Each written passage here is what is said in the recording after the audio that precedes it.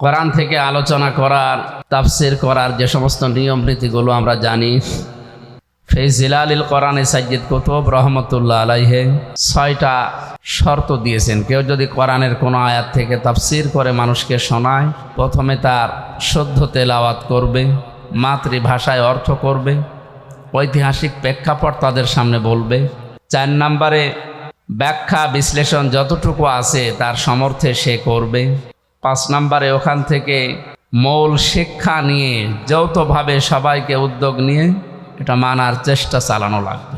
এই জন্যে এই কোরআন উপস্থাপন করার কিছু ধরন আল্লাহ শিখিয়েছেন।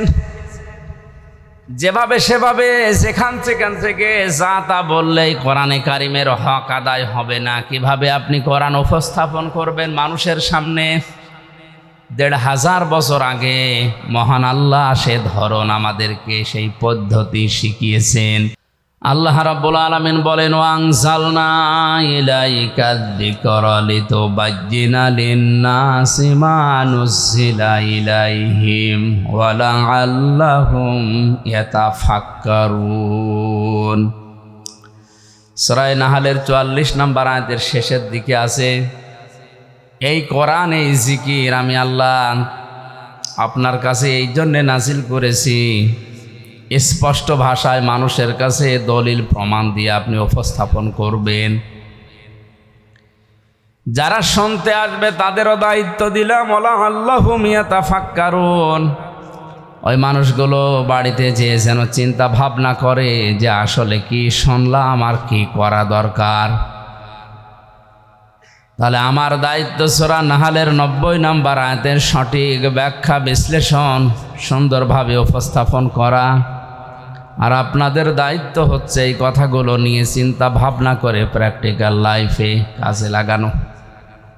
এই কথা বলে না কেন? এটা যেহেতু দুনিয়ার কোনো সাধারণ বই না, কিতাব না, আল্লাহর পক্ষ থেকে আসা একমাত্র, শুধুমাত্র, কেবলমাত্র নির্ভেজাল একটা কিতাব। যালিকাল কিতাবু লা রাইবা ফীহি, এ শব্দটা পৃথিবীর কোনো বইয়ের আগে লেখা সম্ভব না, শুধু কোরআন বাদ দিয়ে। এই জন্যে এই কোরআন উপস্থাপন করার কিছু ধরন আল্লাহ শিখিয়েছেন। যেভাবে সেভাবে যেখান থেকে যা তা বললেই কোরআনে কারিমের হক আদায় হবে না। কিভাবে আপনি কোরআন উপস্থাপন করবেন মানুষের সামনে? 1500 বছর আগে মহান আল্লাহ সে ধরন আমাদেরকে, সেই পদ্ধতি শিখিয়েছেন। আলিফ লাম মিম সাদ কিতাবুন উনজিলা ইলাইকা ফালা ইয়াকুন ফি সাদরিকা হারাজুম মিনহু লিতুনযিরা বিহি ওয়া যিকরা লিল মুমিনিন।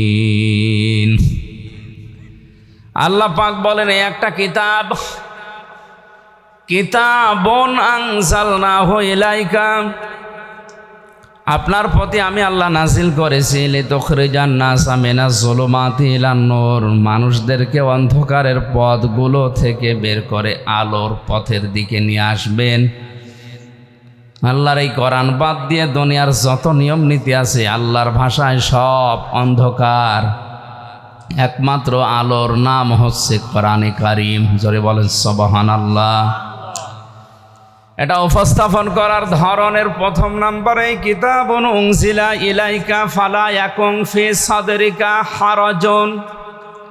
হে নবী, এই কোরআন দিয়ে যখন মানুষদেরকে আপনি সতর্ক করবেন, উপদেশ দেবেন, নসিহত লাগাবেন, আপনার মনের ভেতরে যেন কোনো সংকীর্ণতা, সংশয়, সন্দেহ এগুলো কাজ না করে। হারাজুন শব্দের ব্যাখ্যা, লিতুনযিরা, হারাজুম মিনহু লিতুনযিরা বিহি, এই শব্দটুকুর ব্যাখ্যায় আমি 2টা বিষয় পেয়েছি তাফসিরে। 1 নম্বরে মুফাসসির দিয়েছেন, কোরআন দিয়ে যখন আপনি সতর্ক করবেন, হয়তো পৃথিবীর অনেক মানুষ এটা মেনে নিতে পারবে না, কারণ আবহমান কাল থেকে তারা একটা নিয়ম নীতির উপর চলছিল। কোরআনে কারিম দিয়ে যখন সঠিকটা তুলে ধরবেন ওইটার উপরে আঘাত লাগবে। আঘাত লাগার কারণে সেই মানুষগুলো বিরোধিতা করবে। এতদিন সেই মানুষেরা আপনাকে চাকরি দিত, বেতন দিত, ভাতা বাড়িয়ে দিত, আপনার হাদিয়াত ফালাকাত, তারা আজ এই কথাগুলো শোনার পরে ওগুলো বন্ধ করে দিতে পারে। এইটা বাস্তব পৃথিবীতে এখন হচ্ছে না। কোরআনের সঠিক কথাগুলো তুলে ধরলে অনেক মানুষ যারা মান্ধাত আমল থেকে চলে আসছে, যুগ যুগ ধরে যারা নিয়ম নীতি ইসলাম মনে করে পালন করছে, তারা মনে করবে এটা তো নতুন ইসলাম, এ তো কোনোদিন শোনেনি। আগে পড়তো আলিফ বে তে সে, পড়তো না আগে। এখন সদ্য করে যদি বলে না আলিফ বা তা সা, এ আবার কি নিয়ম বানিয়েছে হুজুরা, নতুন নতুন ইসলাম বানায়। এটা কি নতুন ইসলাম? এটাই সঠিকটা। দ্বিতীয় নম্বরে আপনি যে ব্যাখ্যা বিশ্লেষণ তাফসীর উপস্থাপন করবেন মানুষের সামনে, হয়তো অনেকেই না বোঝার কারণে বিরোধিতা করতে পারে। এই ধরনের মানুষ কম। এতটুকু আল্লাহ শেষ করে দেননি। পরবর্তী আয়াতে আল্লাহ পাক বলেন, ইত্তাবিউ মা উনজিলা ইলাইকুম মির রাব্বিকুম ওয়া লা তাত্তাবিউ মিন দুনিহি আউলিয়া কলিলাম মা তাযাক্কারুন। তোমরা সবাই মিলে অনুসরণ করো, ইত্তেবা করো, দেখে দেখে চলো। তাবউন শব্দের শাব্দিক অর্থ হচ্ছে অনুসরণ করা, অনুকরণ করা, দেখে দেখে চলা।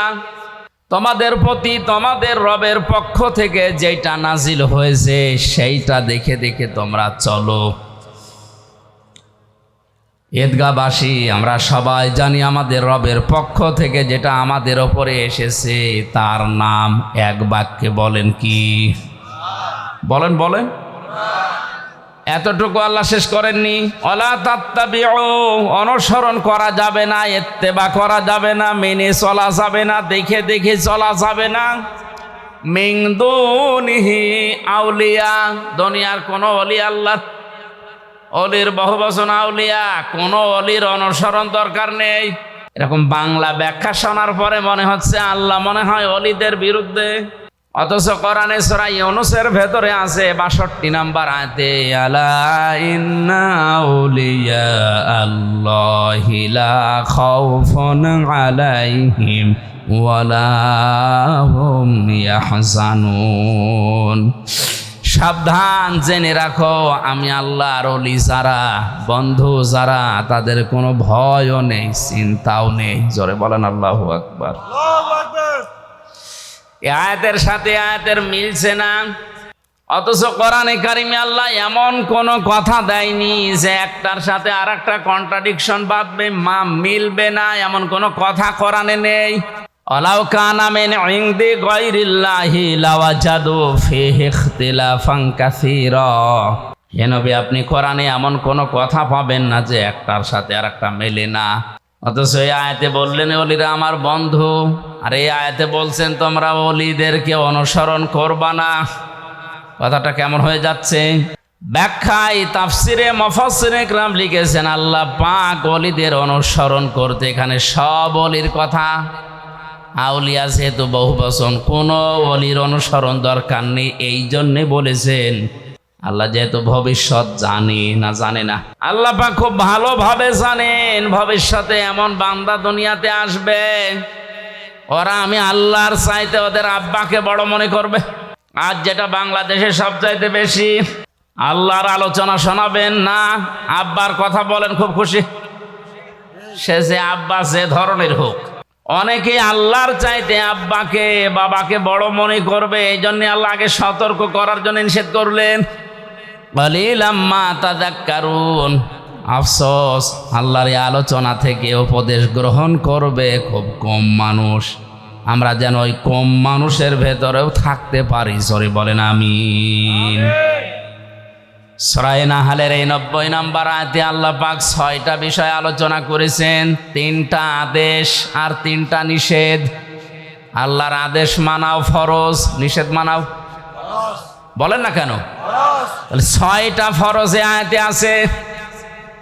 একটা একটা করে ব্যাখ্যা করে যতটুকু আমাদের মেধায় আছে এখান থেকে নিয়ে আমাদের বাস্তব জীবনে আমরা মিলিয়ে দেখব আসলে আমরা এই আয়াতটা প্রতি জমার দিন যেটা আরবিতে শুনি ওটা আমাদের জীবনে মিলছে কিনা।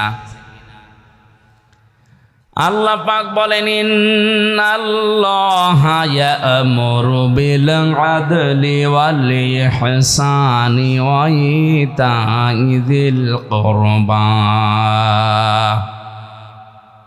অবশ্যই আমি আল্লাহ নির্দেশ করছি বিল আদলি, দুনিয়াতে তোমরা ন্যায় বিচার করবা। কি বিচার? দ্বিতীয় নম্বর হল ইহসান, ভালো ব্যবহার করবা। ওয়া ইতাইযিল কুরবা, নিকট আত্মীয়দের খোঁজ খবর রাখবা।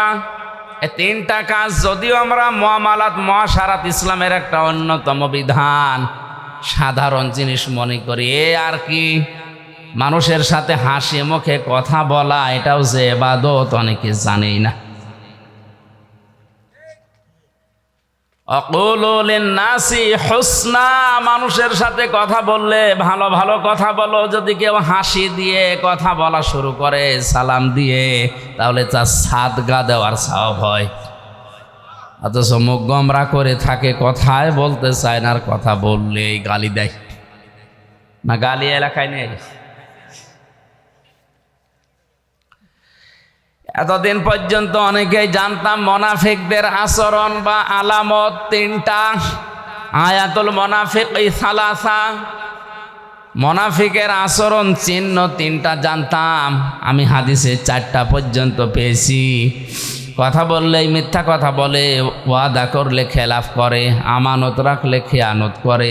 4 নম্বরে মুনাফিকের যার মাঝে রোগ আছে, তাদের ভেতরে যারা ঝগড়া হলেই গালি দেয়।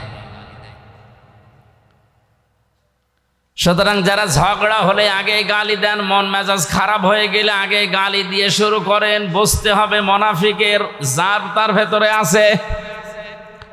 আল্লাহ আমাদেরকে যেন বাঁচিয়ে দেন, জোরে বলেন আমিন।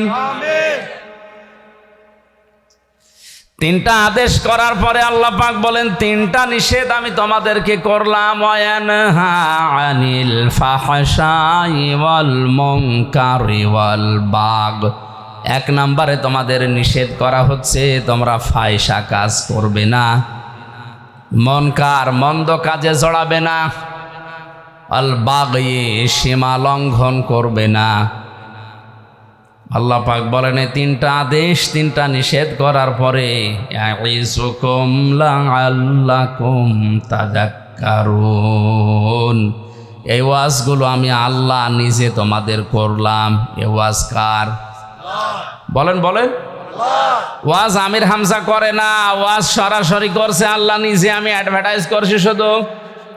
সুতরাং বাংলাদেশে যারা ওয়াজ বিরোধী, যারা তাফসির বিরোধী, ওরা সরাসরি আল্লাহ বিরোধী।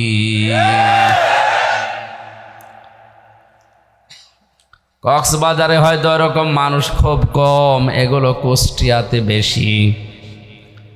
লালনের মাজারে 3 দিন একাধারে চলছে আল্লাহর নাম নিয়ে গাঁজা খাওয়া, কোনো অসুবিধা নেই, আরো পুলিশ দিয়ে পাহারা দেওয়া হয়।